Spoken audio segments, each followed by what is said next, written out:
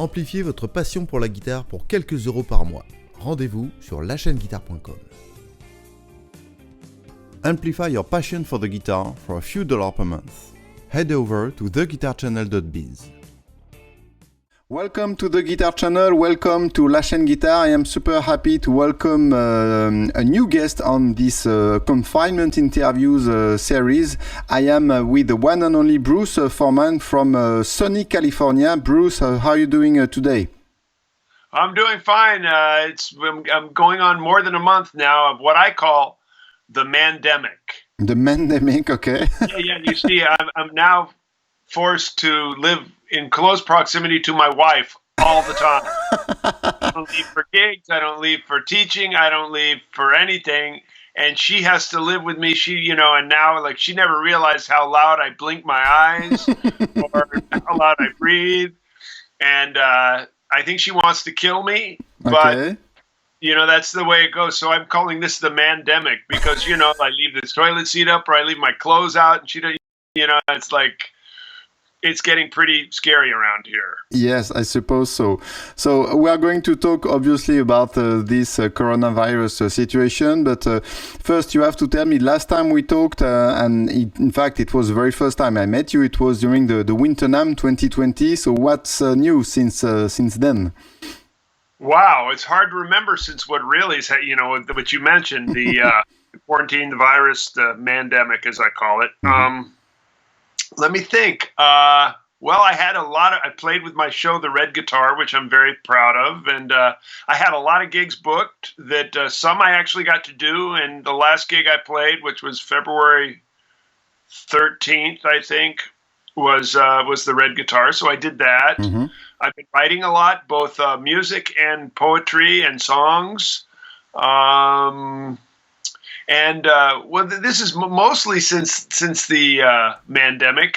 I've decided to try to learn how to record at my house. Normally, when people call me for tracks, I would go to a studio because I figured it was just easier than having to buy the equipment and learn the equipment. I could just go in and play for a half hour and pay somebody to do it right. But now, of course, that doesn't exist, and I want to be able to do that and collaborate with my friends. So I'm entering into getting the audio interface, learning how to use the amp simulators. I've got a good amp with a microphone, and learning how to punch it into a like Pro Tools mm-hmm. or Logic or whatever people use, GarageBand. So that is going to be my next thing. I'm waiting for the hardware to get here. And that is really scary because I am definitely one of those guys that has been, as you know, anti-technology. I just like playing the guitar, no pedals, right into the amp, play swinging music that's way out of date, that most of the people who are listening to this probably don't even know what it is. But I've gotten along this far, and now I'm stuck, and this is scary. So I have to do that. But as you mentioned the NAMM show, just think about the NAMM show, how crazy that seems to us right now, that so many people.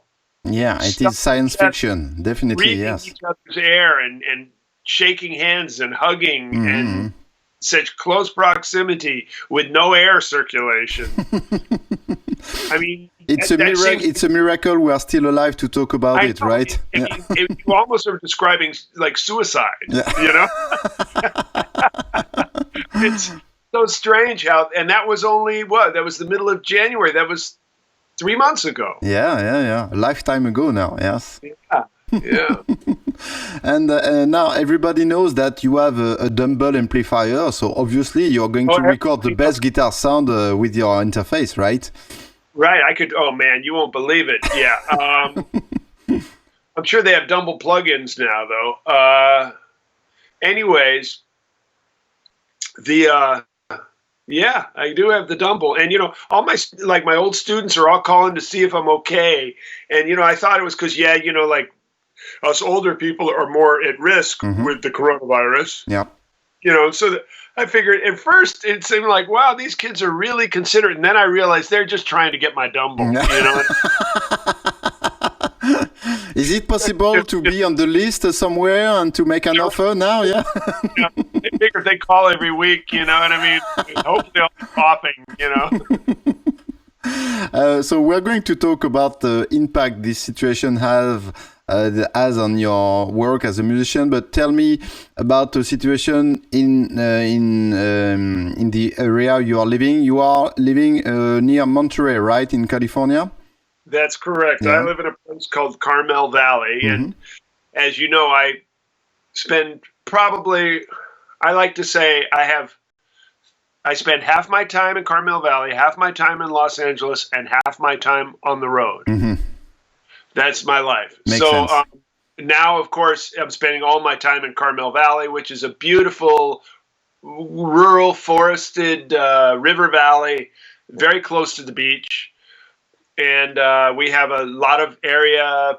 I'd give you a tour, but I don't think I could get it from the anyways, but it's like I'm living in the woods basically, and it's great. It's a great place to be, and it was always where I thought I'd retire to or whatever when when LA gets tired and decides I'm too old, so I'm living up here. So up here it's very much like you don't notice anything's happening except for we never go out because of except for to the store, and everybody's wearing masks and things. It looks like, it's like everything's the bank robbers, like Jesse James or something, and so, which would be a really good time to rob a bank, except for the banks are all closed now. So you wouldn't really do so good, but that little problem. It's doesn't really seem, I'm sure if I was down in LA, it would be a lot more obvious, because that world is so much more suited to being out in places, restaurants, nightclubs, that kind of thing. And I think just in general, people living that close to each other, they're more likely to get paranoid of the dangers of being near people, So frankly, I'm sort of left to my own, and my only danger is if my wife kills me, which I think is very likely. What was the immediate impact on your work as a musician? Did you have a lot of dates canceled and so on? Yes, it was, you could say, destruction. I wouldn't call it impact. I would call it destruction. Yeah. Every gig I have on the books going into the future is either canceled or is they're waiting to see, that kind of status. But they've let me know that it might not happen. Which usually kind of is a bad sign, Yes, and I'm really scared because as you know, because you listen to the podcast, I'm a proponent for live music and people hanging out and creating community. And that is what has made all the music of this world so wonderful and vibrant, is the interaction, not just with the musicians, but the people, the audience, the way that we can try our music and find the response to it and learn to fine tune our music in that lens. I just think the humanity of music is what really attracts me to it. And I think it's its most beautiful element. And right now we're looking at a time where I just can't see, when everything finally comes back, I just don't see, I see that being about the last thing to come back, because it's going to take time. Yes. It will mean everybody's really comfortable. I can understand people have to go to work, school, they go to school. Okay. They got to go to the store. These are things you have to do to stay alive. But like the idea of, hey, let's just for fun go listen to some music and hang around with strangers in a room. That's going to be the final thing. Like, well, I really got to be confident that this shit is taken care of. And that's just sad, and and to be honest for you, I feel much worse for the younger guys. Because, I've had a good 40-year career already, you know what I mean? So, or longer. So,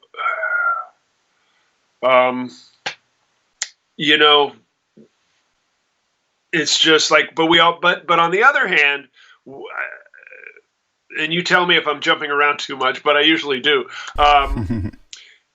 I think it represents an opportunity for all of us and a challenge for all of us. I think the challenge is to stay creative and to keep our stamina up. Mm-hmm. I think that is, and to continue to find new ways to collaborate with each other and keep the humanity going. Now, for me, what I've done is, a person who hated technology and stayed away from it, I am being very aggressive with my YouTube channel. I'm just like performing here at my house and putting stuff up. Nice. Okay. Where can we find that on YouTube? It's the Bruce Forman, okay. Just my name. Mm-hmm. You go on Bruce Forman YouTube and just subscribe to the channel, and you'll see all the constant updates. There's always 2, 3, 4 things a week going up there. Nice. Some are short. I've started a TV show from home, a variety TV show, mm-hmm. which I play, of course, but I also do comedy. And my wife, she's a character in the show, and my dog, and we just do an hour of craziness. I call it trying to keep from going sane. Okay. And do you succeed? Well, it appears that way. And it's called Grumps TV. Okay. And there are 6 1-hour episodes already up on YouTube right now. As we speak.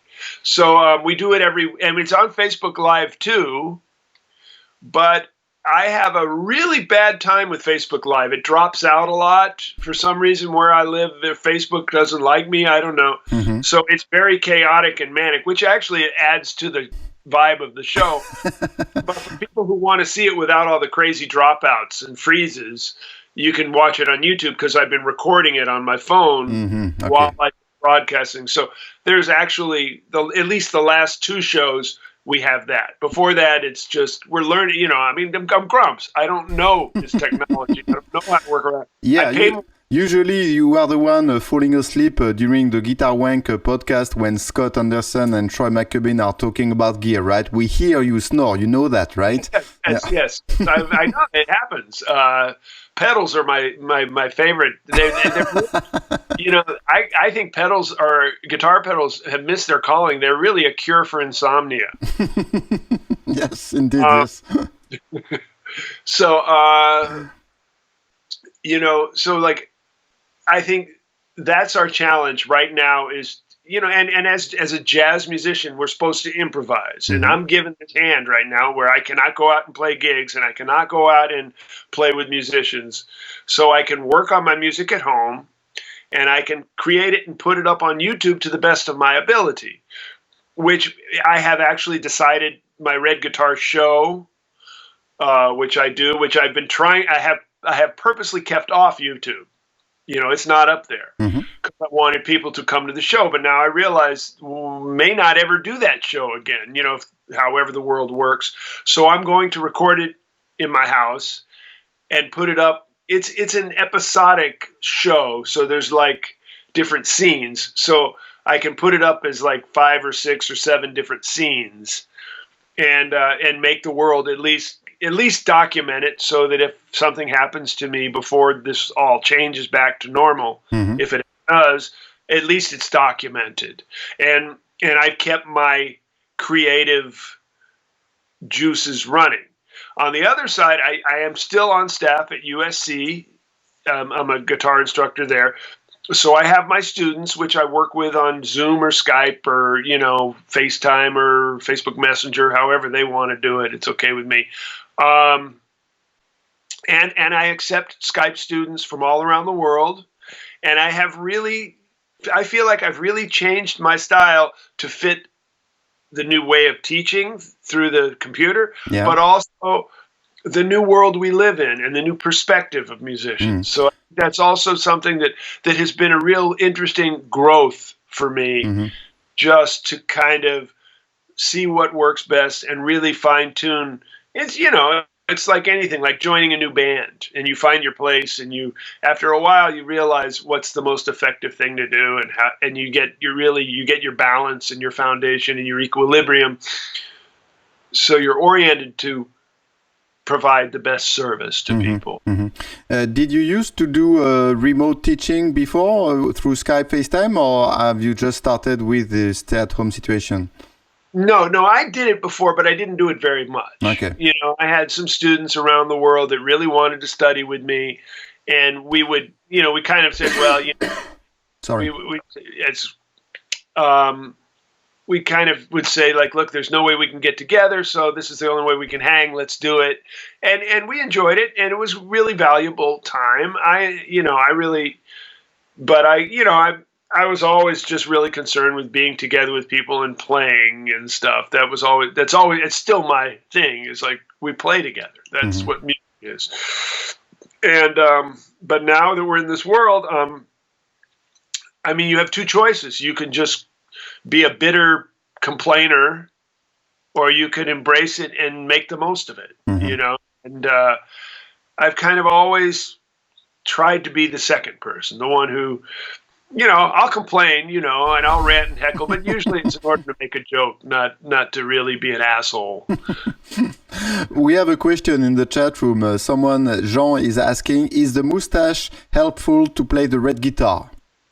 Yes, Yes? actually, I keep in this side. I keep all the dialogue, and in this side, I keep snacks in case I get hungry because it's a pretty. And would you say your red guitar show is who is the target audience? Is that jazz geeks or people into comedy show, or a little bit of both? I think both of those demographics are some. I think it's for the world.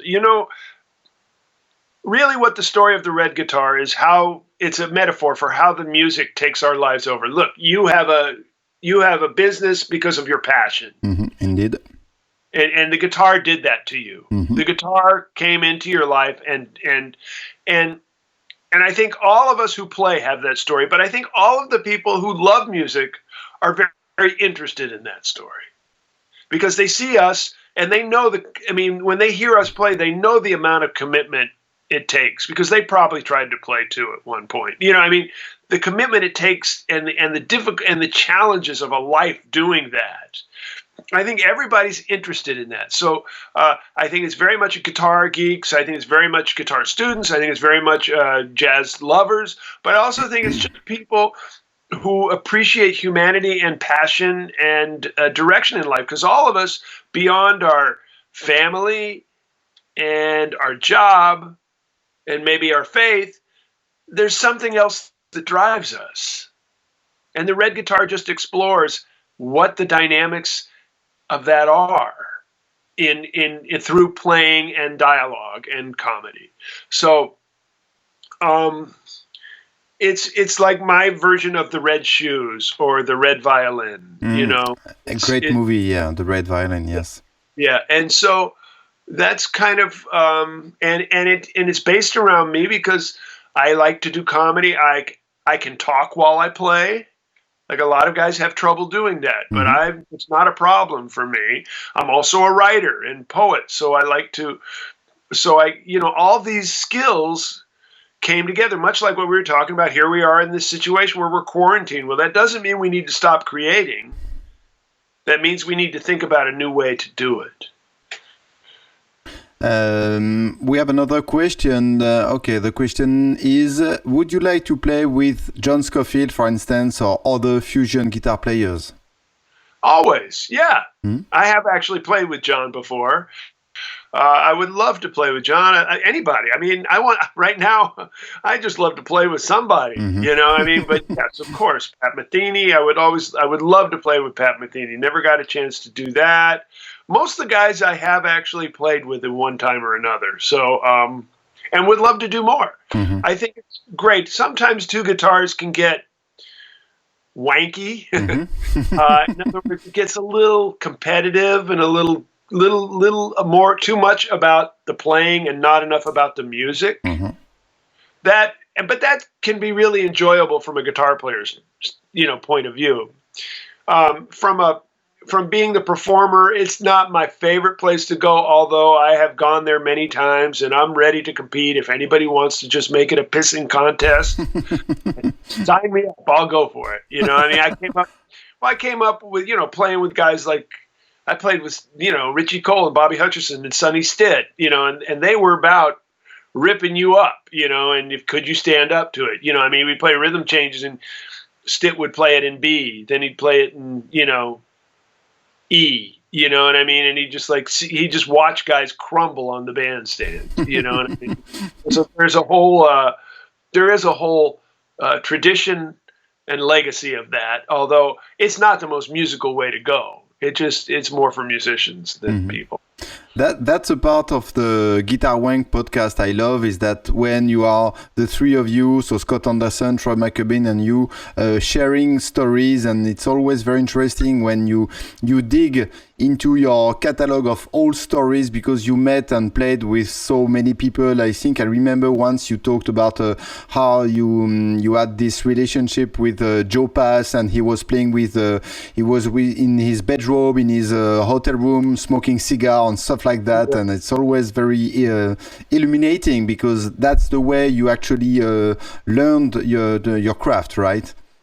Well, yes. I mean, if we choose to see it through the lens that you and I do, which the music represents humanity, and that particularly jazz, which is so improvisational, is dependent on a person's personality and their worldview. I mean, their music is part of that, and so of course, by knowing the person, you understand where they're coming from better. It makes it a three-dimensional art form, and it encourages the player to make it a three-dimensional art form. And I hate, and if I'm gonna have any negative comment right now about the younger generation, and I might be part of the problem because I think a lot of it's school, is that it's become more about just playing your instrument and doing hard, difficult things, and not really the world that is around it. And I think a lot of that is because it's in the schools, and so the kids are hanging around with just their peers, which are their generation. And it was not like that, 30 or 50 years ago when you started to play the guitar? It wasn't for me. When I came up, I was playing with older guys. It was a multi-generational experience that I wasn't really lucky enough to have a pod. I like to call it a pod of 3 or 4 or 5 guys that hung out and learned and played together and competed with each other. But even that pod wasn't insulated or isolated. It was, everybody was still out playing with the older guys, and we're learning how to act in a club and learning what repertoire was needed to learn, and learning how to, and making the mistakes that were really had a lot of gravity, because if you fucked up, you weren't going to get to play again. And if you didn't know a tune one day and you came back the next day and you still didn't know it, that's a hard hill to climb back from. And so, and this was before real books, and so, and I'm not really. The real books are great. I mean, if you want to learn a tune fast, I mean, to somebody to provide you with the melody we had fake books back then, but they were used for like gigs when you were playing like a wedding or something, and somebody wanted to sing a song you didn't know. It didn't become the way to play till much later.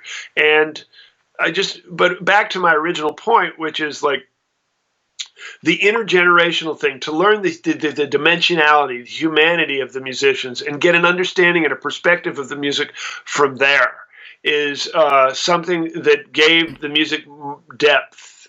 When you listen to, I don't care whether it's Errol Garner or Freddie Hubbard or Art Blakey's band or John Coltrane Quartet or Miles Davis Quintet, you're hearing not just amazing playing, you're hearing this force of personalities that are melded together with a strong leader. You're hearing a lot of dimensions there that go far beyond what to play over a G flat chord. And I hate to say it, but the direction we're going now, that we're all being separated from each other, that's the saddest thing of all. We're losing all these older musicians who have so much to teach the younger generation. And when this is all done, will we recover from that, missing that? Because as a young musician in their 20s, a year is a lot. That's 1/20th of your life, At 60 something, that's like, I mean, whatever. I know guys that have been married 4 or 5 times in that. Yeah.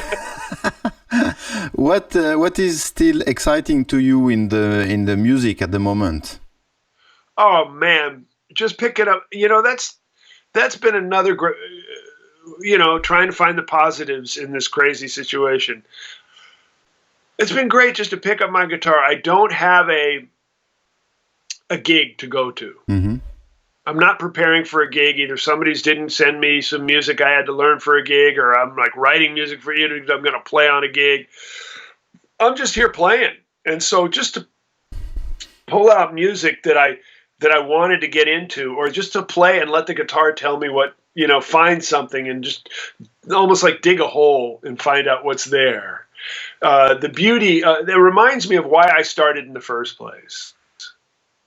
And so, I mean, I have a shelf full of books that I've only, as we all do, I mean, and that I've only read little parts of, so, and now I've got 6, 8 hours, 12 hours to sit here in my studio and stay away from my wife and to just read through stuff and find cool stuff. And, that tune I always meant to learn. I can listen to somebody do it and learn it, that thing that this guy played on this tune that I always wanted to, but meanwhile, I spend most of my time just playing and finding stuff. And it's I figure since I'm by myself, and I've been doing this ever since the red guitar, mm-hmm. I'm playing more solo. And I was never really a solo guitarist. I was always a band kind of guitar player, ensemble. And so to kind of get into the guitar as an orchestra and to try and channel people like Fats Waller or Art Tatum, or Bill Evans, and try and go that way with it, or like Lenny Breau, or Ted Green, or all these geniuses, or Jimmy Smith on the organ, and to really try and find where that could go if I just tried to channel those sounds and take tunes and go through various tempos and styles and modulate and realize, wow, this key for this song, it just lays so nice on the guitar. And as much as we think of the guitar as a symmetrical instrument, you do this in B flat and you go here at C and you go here, we think of it that way. But the fact is we have very key specific knowledge. There's things we do in D that we don't do in any other key. There's things we do in A we don't do in any other key. So if you take a tune you've been playing your whole life in C and you move it to A, all of a sudden there's all this new vocabulary for that song, which just sort of opens up your brain, which makes all the stuff more universal and makes you more complete and more confident and more artistic. Mm-hmm. So I'm really letting the guitar do a lot of the guidance, mostly because I have the luxury of this much time to work. Who are the young jazz guitar players who are really interesting to you, who are really bringing something new to the table at the moment? Oh, wow. There's a whole lot of them, yeah. Man. And you got to realize, like, I think Peter Bernstein's young. Mm-hmm. Like most of your guys go, that's an old guy, you know what I mean? Or Kurt Rosenwinkel, I think he's pretty young, and of course those guys are amazing. And, Mike Marino and Gilad Hexelman, that whole modern jazz movement, I think it's great. I also, I love Anthony Wilson's playing. I think he's got a lot to say on the instrument. And I don't know. There's just lots of guys. I have students that you're going to hear about soon, guys that are so fucking good. It's just, I just don't know where they're going to play. Mm-hmm. Yeah. Mm-hmm. That's my big question. And, we already kind of we're moving towards that like Instagram hero kind of thing. And maybe that's where we're headed, and that's where the world wants to go. I'll just say to you now, I'm glad I lived when I did. When clubs were places to hang and we interacted with people, and every night was different. Mm-hmm. And guys were more honest with each other too. It was easier back then. If you were a young guy and you were messing up, you didn't get away with it. The old guys, they pulled your tail on it. Said, no, you can't do this. Even when they were doing it, they wouldn't let you do it. Mm-hmm. It's kind of parents. Let's talk about your podcast, so Guitar Wang, for a minute. Who are going to be the next guest? I know you already published 2 or 3 episodes doing this remotely, but any guest you can talk about? Yeah, well, we have, I know we've got some in the can. We got Adam Small. He was the guy who started my music masterclass, where I have like 9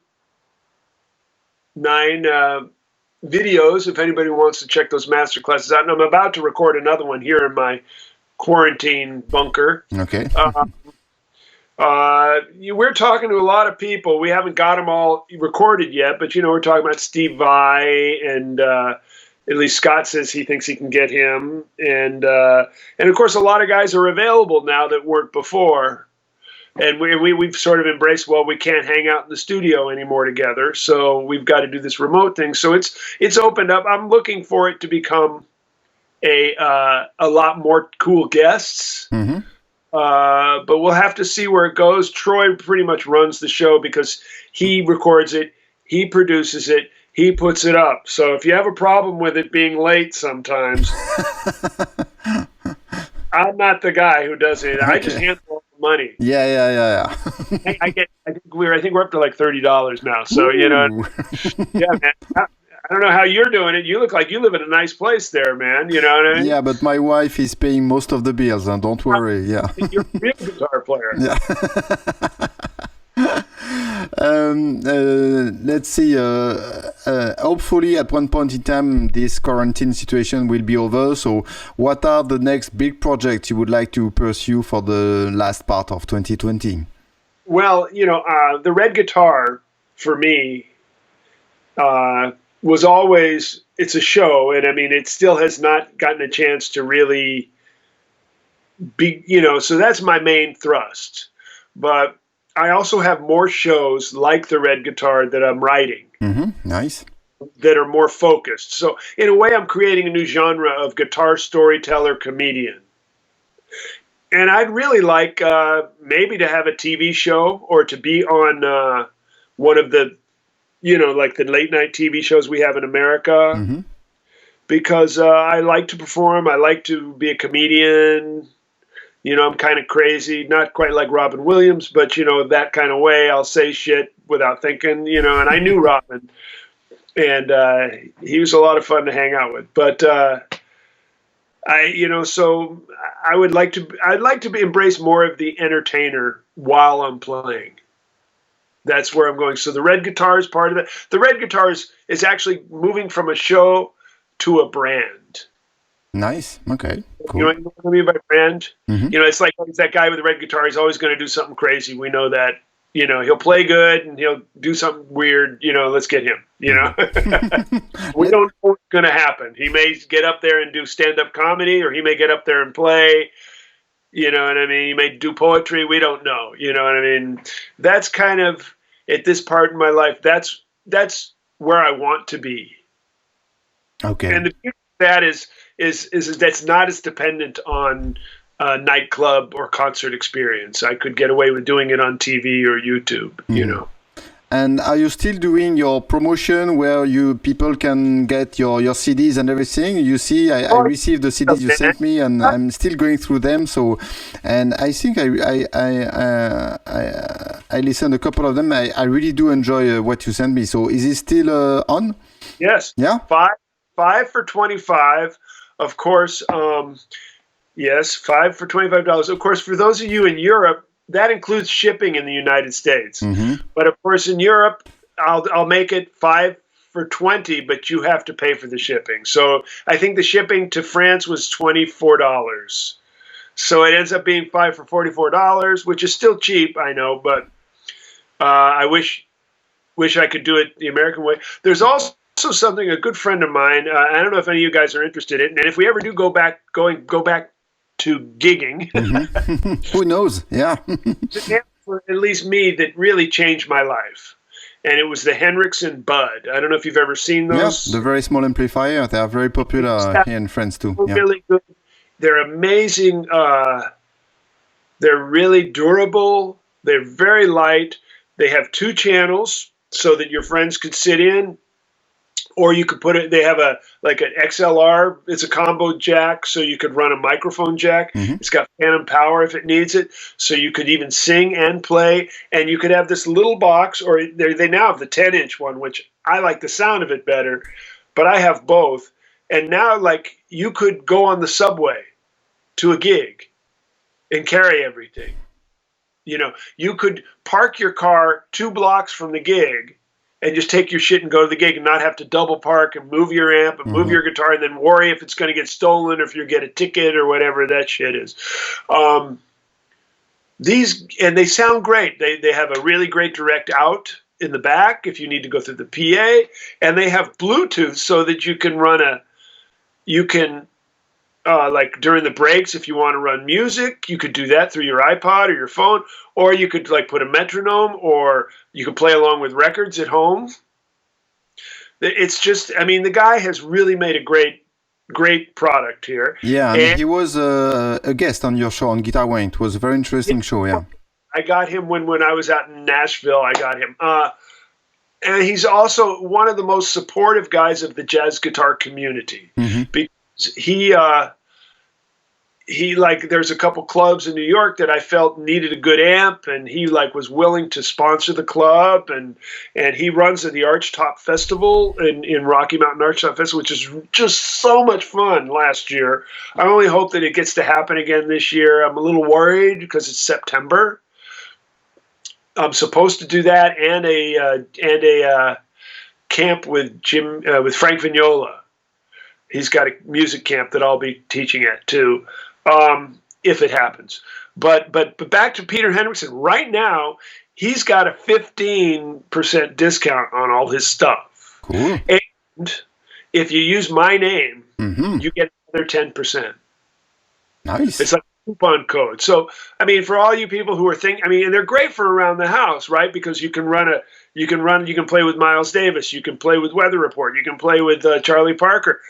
You can play with a metronome, you know, and you can still play with your amp at a light volume and touch, and you can move it around, and it doesn't take up a lot of room, and you're not going to have to replace tubes. So, just saying, Peter is being so gracious, you know. I mean, I imagine it's tough for him too, like it is all of us. But you know, 15% off, and then another 10 if you mention my name. That's a gracious, generous thing. Maybe your people would be interested in that. I don't know how it works in Europe, but I imagine it's still even worth it with the shipping, because it's a great.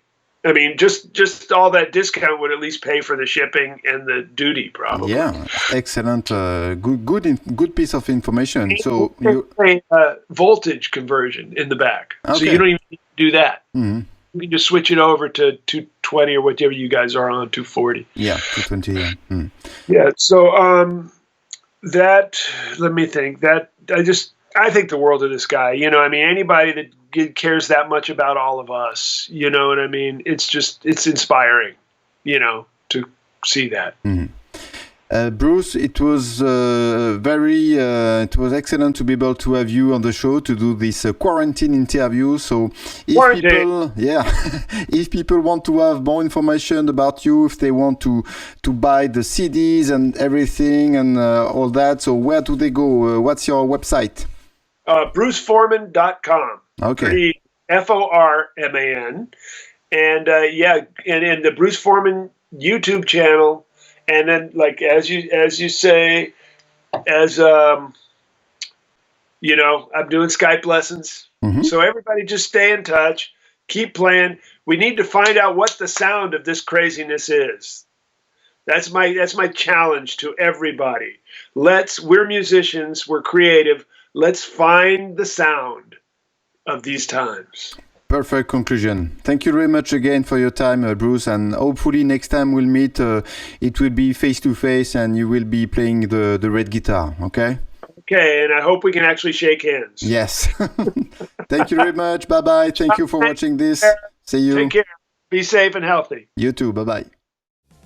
Pour le prix d'un magazine, abonnez-vous à la chaîne Guitare pour accéder aux vidéos intégrales. For the price of a magazine, subscribe to the Guitar channel to access the full videos.